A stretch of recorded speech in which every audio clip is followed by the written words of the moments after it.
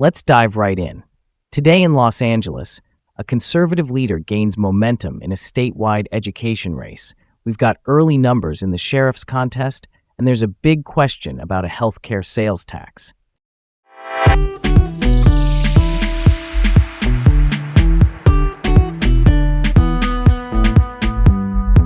I'm Leah. And I'm Garrett. Welcome to Laid Back Local, the news of the day with Leah and Garrett, coming to you from Los Angeles. First up, let's open the book on this. Sonia Shaw, the Chino Valley School Board president and a Trump-aligned conservative, is leading in the June primary for California Superintendent of Public Instruction. A primary is that first round of voting that narrows the field. Shaw has made headlines for positions like banning transgender athletes in girls' sports and requiring schools to notify parents if a student asks to be identified by a different gender at school, which is often called a parental notification policy.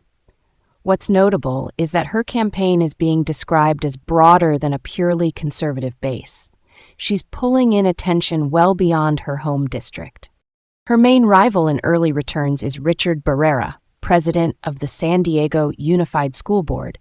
He's a Democrat backed by the California Teachers Association, the state's largest teachers union, which has put about $5 million behind him. Early signs suggest the Democratic field is a bit divided, which can split votes on that side and give Shaw room to run ahead. Yeah, that checks out. Strategically, Shaw consolidating the Republican vote early is a big deal. When one side is unified and the other side is split, you can surge in a primary. Quick note on the job itself. The state superintendent runs the California Department of Education and sets guidance for local districts. Guidance is basically playbook-level advice and rules of the road. Governor Gavin Newsom has been reimagining how influential that role is, so whoever wins could end up with either a louder megaphone, a so-called bully pulpit, or a more limited lane, depending on how that reimagining plays out. Why does this seat matter if, the authority is limited on paper? Because even limited offices can steer the conversation. The superintendent can set statewide priorities, shape guidance on hot-button issues, and influence how districts interpret laws. And with Barrera's union backing and Shaw's consolidated base, you've got two very different approaches to leadership on the table. That's something to chew on, huh? Totally. And to be super clear for parents listening around LA, nothing changes today in your school. We're just talking about where the race stands in June and how the next superintendent could influence policy signals down the road. All right, let's roll on. Next up, the LA County Sheriff's race. Incumbent Sheriff Robert Luna is leading in early results over his predecessor, Alex Villanueva. Quick refresher. Luna unseated Villanueva back in 2022. If Luna clears more than 50% of the vote now, he wins outright. More than half means no runoff later. Luna is running on a relatively controversy-free term and says he's helped reduce violent crime countywide. Villanueva, for his part, says Luna has plunged the department into chaos. That's his claim, and it's disputed.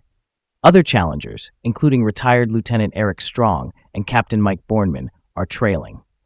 One curveball this cycle, there were no public debates and no real public polling, so voters got fewer side-by-side comparisons than usual. Also, for context, the LA County Sheriff's Department is the largest in the United States, which means the leadership ripple effects are huge, from patrol to the jails.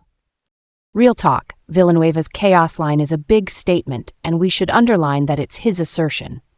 Luna keeps pointing to leadership changes, repairs with county leaders and cities, and his focus on reducing violent crime.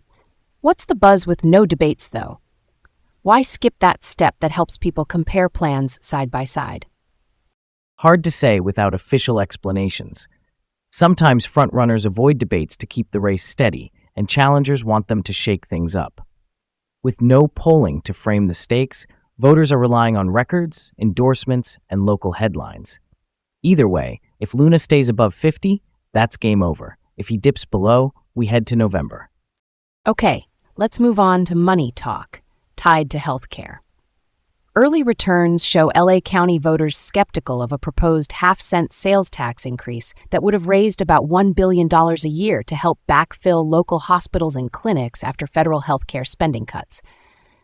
Those federal cuts, signed into law last summer by President Donald Trump, created a gap counties are now wrestling with. Here's the skeleton of the measure.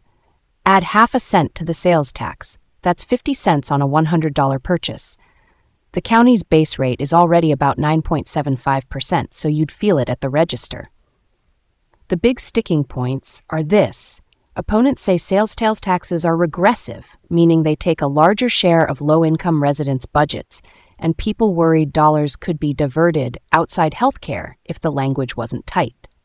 The measure only needed a simple majority, just over 50%, but early signs point to a no. Yeah, I get why people balked.